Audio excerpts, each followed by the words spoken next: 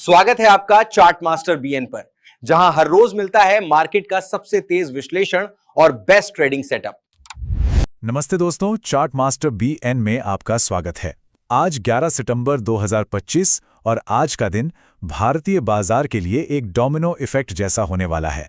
चलिए आज की इस खास पेशकश में समझते हैं कि वो कौन सी ताकतें हैं जो एक एक करके बाजार की पूरी दिशा तय कर सकती हैं।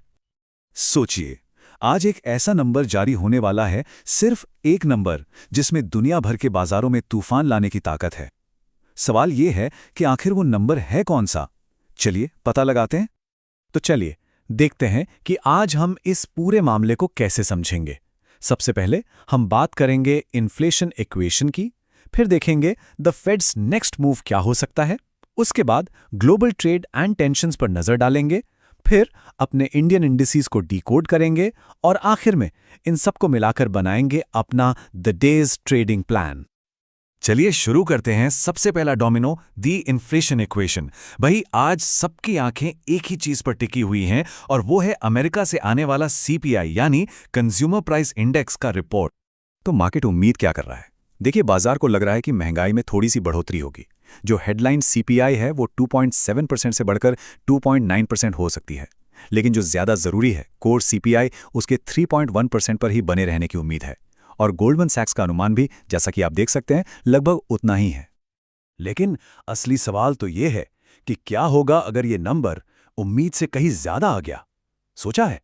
यही वो डर है जो इस वक्त हर ट्रेडर के दिमाग में घूम रहा है। और इसी डर से गिरता है हमारा दूसरा domino, the fades next move, क्योंकि ये महंगाई का डेटा ही तय करेगा कि 17 सितंबर को US federal reserve interest rates के साथ क्या करने वाला है। अभी के लिए तो मार्केट पूरी तरह से मानकर बैठा है कि रेट कट तो होगा ही। देखिए, 88% चांस है कि 25 बेसिस पॉइंट्स का कट आएगा। और इसकी वजह है हाल ही में आए कमजोर जॉब्स डेटा, जिसने इस उम्मीद को और पक्का कर दिया है। पर इसका हम पर यानी भारत पर क्या असर पड़ेगा, ये समझना सबसे जरूरी है। देखिए, अगर महंगाई ज्यादा आई तो रेट कट की उम्मीद कम हो जाएगी। इससे डॉलर मजबूत होगा, और जब भी डॉलर मजबूत होता है, एफआईआईज हमारे मार्केट से पैसा निकालते हैं और इसकी सबसे बड़ी मार पड़ेगी सीधे हमारे आईटी स्टॉक्स पर। ठीक है, तो ये तो हुई अमेरिका की बात, लेकिन पिक्चर अभी बाकी है मेरे दोस्त। मार्केट सिर्फ एक फैक्टर से नहीं चलता।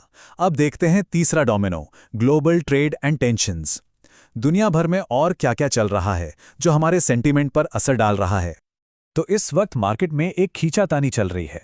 एक तरफ अमेरिका के टैरिफ, मिडल ईस्ट का टेंशन जिससे कच्चा तेल महंगा हो रहा है, ये सब हमारे लिए परेशानी की बात है।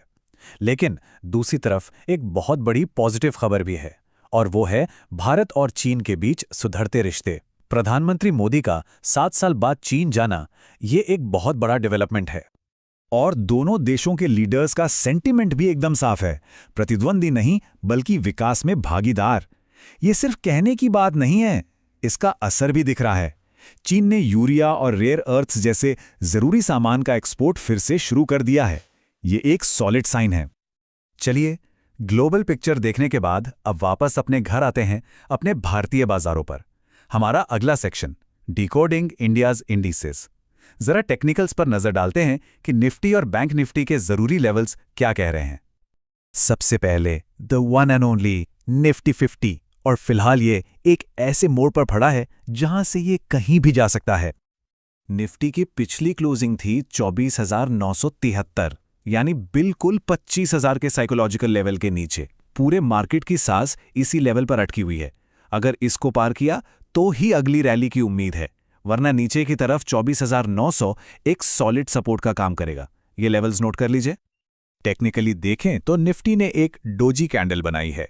इसका सीधा मतलब है इनडिसीजन, बायर्स और सेलर्स के बीच बराबरी की टक्कर। कोई हार मानने को तैयार नहीं। आरएसआई जैसे इंडिकेटर्स पॉजिटिव क्रॉसओवर दे रहे हैं, जो अच्छा साइन है, लेकिन असली खेल तो 25,000 के ब्रेकआउट के बाद ही शुरू होगा। अब आते हैं बैंक निफ्टी पर। इसका मोमेंटम निफ्टी के मुकाबले थोड़ा सा सुस्त चल रहा है। बैंक निफ्टी ने 54,536 पर क्लोज किया। यहां पर जो मैजिक नंबर है वो है 54,700। अगर इसके ऊपर निकलता है तो 55,000 का रास्ता खुल जाएगा। नीचे की तरफ 54,350 के आसपास एक जरूरी सपोर्ट है। निफ्टी की तरह बैंक निफ्टी में भी डोजी पैटर्न बना है, यानी कंफ्यूजन यहां भी है। इंडिकेटर्स भी मिले जुले हैं, लेकिन एक बहुत इंटरेस्टिंग चीज हो रही है। पीएसयू बैंक्स यानी सरकारी बैंक प्राइवेट बैंकों से बेहतर परफॉर्म कर रहे हैं। इस ट्रेंड पर जरूर नजर रखें। तो ठीक है, हमने ग्लोबल डेटा देख लिया, टेक्निकल लेवल समझ लिए।